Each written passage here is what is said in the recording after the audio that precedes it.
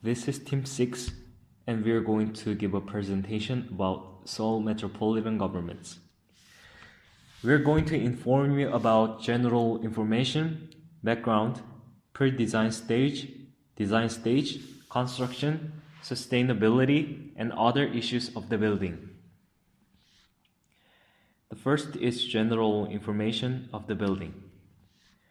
It is located in Junggu, Seoul, and built by Samsung Consortium and designed by Gyeolju. The construction period is from March 2008 to August 2012. Its existing budget was 156.5 billion won, and its injected budget is 298.9 billion won. The site area is 12,709 square meters, and the height is from 5 stories underground to 13 stories above ground.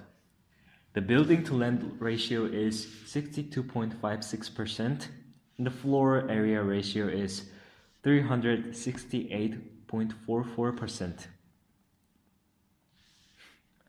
Seoul Metropolitan Government was historical civic center.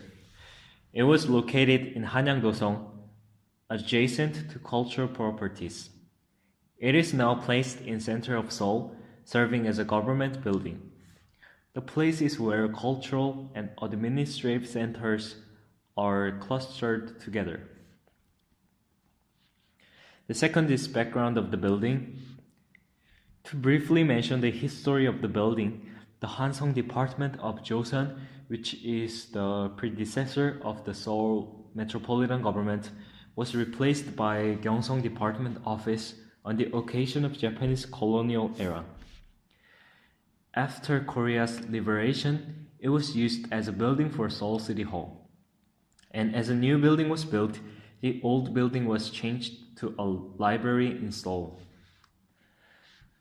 The design behind the new City Hall building is the inconvenience of the new building due to the distribution of the building in Seoul City Hall. In addition, administrative efficiency is reduced due to small office space. Another reason was overspending on facility maintenance due to aging buildings. The third is pre-design stage. Buildings are only valid if they reflect the value of the owners, users, and society. Therefore, this building aims to serve as a catalyst for the improvement of workspace, symbol of Seoul City, and urban development. The goal of the project is to improve the productivity of the City Hall and create space for citizens. And the singularity in construction is that the main building of the district office was demolished and then extended. Seoul City adopts idea of competition and turnkey project method for reconstruction. Here's how it works. 7 proposals are selected through an idea contest, granting priority, and the construction company adopts a superior proposals in the next turnkey method. So through the Seoul Metropolitan Government's building design idea contest, 7 designs were selected. 5 of the 7 designs selected for the idea contest challenged a large contractor and turnkey, and the consortium of Samsung C&T won the final bid. However, the existing design has changed a lot in the process of working with the contractor and the designer. The proposed design of the building was not passed by the Cultural Heritage Administration due to the height restriction. And Seoul City also requested the redesign, citing the lack of symbolism and construction of the city. These are the past design of Seoul Metropolitan City Hall.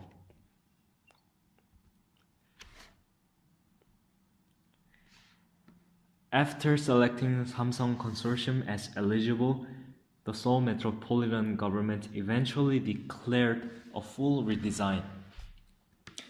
In November 2007, the Seoul Metropolitan Government held an invitation contest together local architects recommended by architectural organizations. Finally, Seoul Wave, designed by Golyu and iArc, was chosen as the final winner. The fourth is design process of the building. The design keywords for this project are tradition, citizen, and future.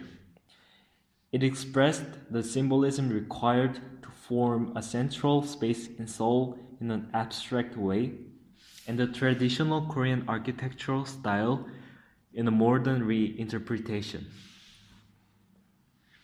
The architect wanted the building to be a proud symbol of Seoul 100 years from now. Through design, as a result, the space induces integration and participation between citizens and cities. This is the final design of the building. It emphasizes reminding eaves of Hanok, assigning dynamic futuristic image, and expressing the beauty of curve. This is the floor plan at the basement floor. First floor, second floor, 9th floor of the building. This is the elevation plan of the building and sectional view of the building.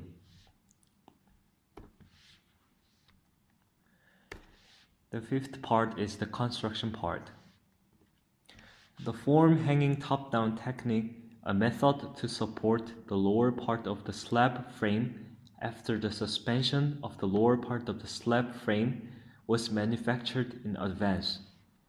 This greatly reduced the construction period required to build and install the frame. To use this top-down method, the earthwork construction method was conducted using PRD method. This is a pile that can be constructed in a geotechnical case that can hold onto a section of a pile 600 mm to 1000 mm in diameter. And most of the walls were constructed in diaphragm wall method, and parts that were remaining part of old office were treated with CIP method. There have been many political discussions. The plan was finalized in the form of most of the old building being demolished and some of them remaining. The central hall and the facade were the remaining part. The project should excavate to the 4th basement floor and construct with remain this part. To solve this problem, FUSEM method was used. FUSEM stands for Floating Underground Space Extension Method. This project is first case of using this method in the Korea. It is a method that transfers the load of an already existing building from the foundation to the temporary structure, and then simultaneously carries out excavation and reinforcement of the temporary structure and excavates it to the target point. It progresses as follows. First, excavate the base of the original building to the extent that it install the wall by CIP and PRD, and install the micropiles in response to each part of the foundation, and reinforce the existing foundation to prepare the load movement. Install the hydraulic jack to slowly transfer the load to the micropiles. Afterwards, the load is transferred to the micropiles, most similar to the current load distribution on all columns. If you do this, the building will float slightly, which is called preloading. After completing this process, excavate a little to secure space to proceed with the following process. then removes the existing foundation and proceed with both excavation and reinforcement installation. When the drilling down to the target point is done, complete the structure of the basement floor. And the micropiles that were temporary structure are removed, and the temporary reinforcement from the existing foundations are also removed. The foundation is completed with this, and the rest of the finishing work is carried out. There are two main factors for this.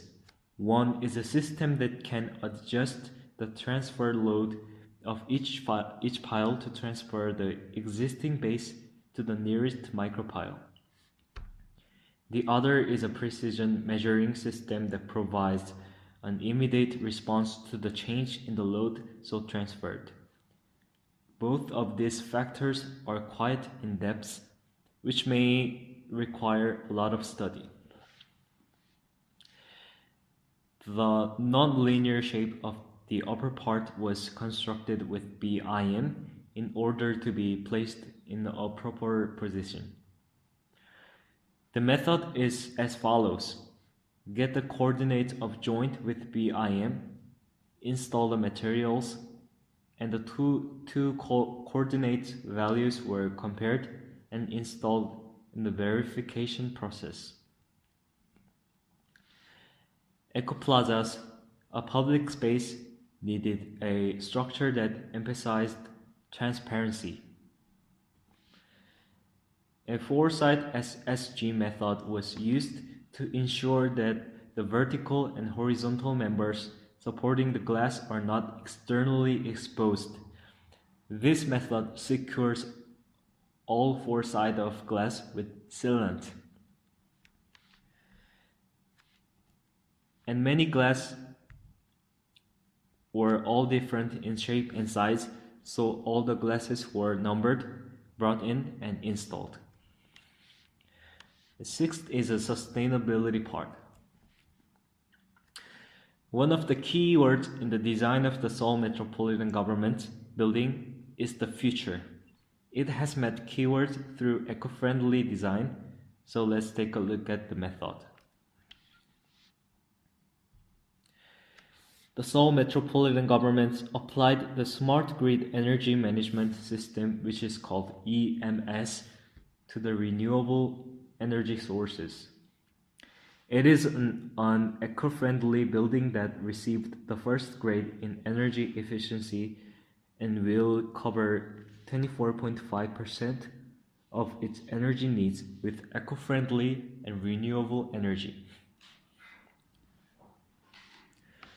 The roof of Seoul Metropolitan Government is equipped with 1,068 solar modules and 236 solar panels.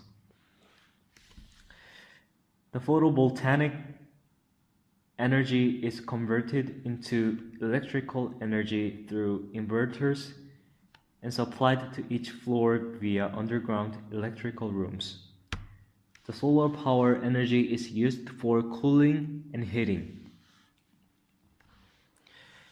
Geothermal energy is a method that uses geothermal heat to replace the energy used in buildings.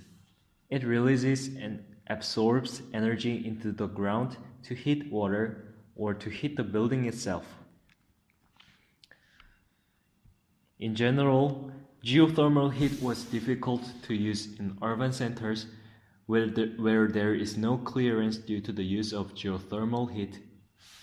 But the applicant has created and implemented a new concept geothermal utilization system that uses heat in order to make the most use of geothermal heat even in a small area.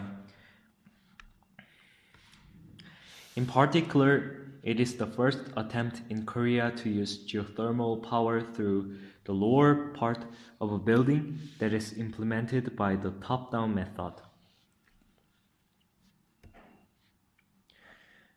The front glass uses OOE glass and injects argon into the middle air layer to prevent heat exchange from temperature difference, increasing insulation effect and blocking heat by 60%. It has introduced a double skin system so that outside air does not directly affect the interior. Approximately 5 ton energy is saved each year, which is equivalent to 128 ton CO2, and has the effect of saving about 10.5% of the cooling and heating energy. The space between the double skin with the green wall is called Eco Plaza. Various sustainable systems provide a pleasant thermal environment indoors. It is an eco-friendly landscaping method that prevents urban heat island effects in the city and improves energy efficiency of building by coating the walls of buildings with various plants.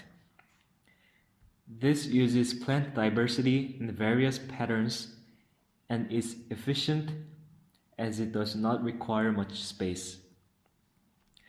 Seoul Metropolitan Government's Green Wall is listed in Guinness in 2013 as the world's largest indoor vertical garden. This is inside the Seoul City Hall application office with a good green wall. The Seoul Metropolitan Government constructed the world's largest green wall with 7 stories high of 1,516 square meters inside the building, providing visual stability by the green color and natural wave with 14 kinds of indoor plants. There is 24-hour disaster prevention center at the 3rd basement level, 4 special escape stairwells, and 3 emergency lifts. Escape stairwells are fireproofed that can withstand up to 3 hours without smoke entering. The 7th part is the other issues of the building. It is a small office space for decentralization of the Seoul City organizations. It can be said that some of the solutions have been made, but the workspace has been reduced due to the excessive construction of public facilities inside the Seoul Metropolitan Government building. Only about 2,000 people, about 1/7 of the city's civil servants, will move into Seosomun, Namsan, and Ulchiro to continue the current work style. This is because out of the total 90,000 square meters, only 27,000 square meters of workspace is available. If the situation is like this, fundamental questions are raised as to why the building was built. They want to improve their work efficiency by gathering together, but they don't get anything.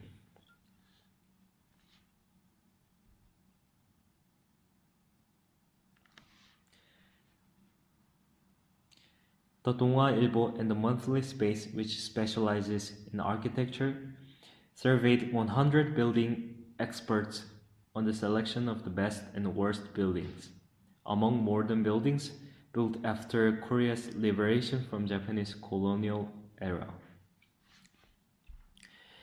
In the worst modern building survey, 39 applicants recommended by the Seoul Metropolitan Government topped the list.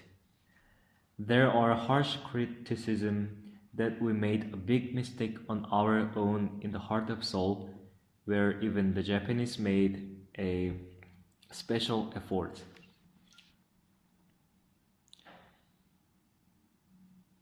There is another issue of turnkey.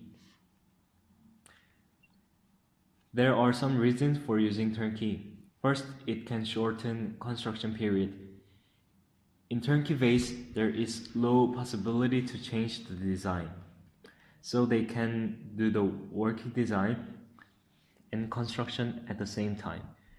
so it can shorten the total construction period. Secondly, it can make economic effects. If the construction period is shortened, then the orderer can take the benefits of the new building more. Third, design and construction is an entity, so the orderer Seoul government has less responsibility of maintenance.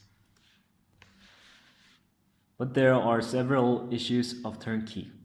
The design construction entity consists of an architect and big construction firm, so there was a power imbalance between architect and construction firm. In addition, the architect Yugol was elected after several design amendments, so his right was quite limited. And due to Cultural Heritage Administration, there was 10-month deliberation, so they couldn't get the turnkey merit, shortening construction period. Due to the delay of designing, so there was totally 16-month construction delay. Therefore, there was additional 58.6 billion won, so the consortium filed a lawsuit to Seoul government. So the orderer couldn't get the most of turnkey basis merit. This is the end of the presentation. Thank you for listening.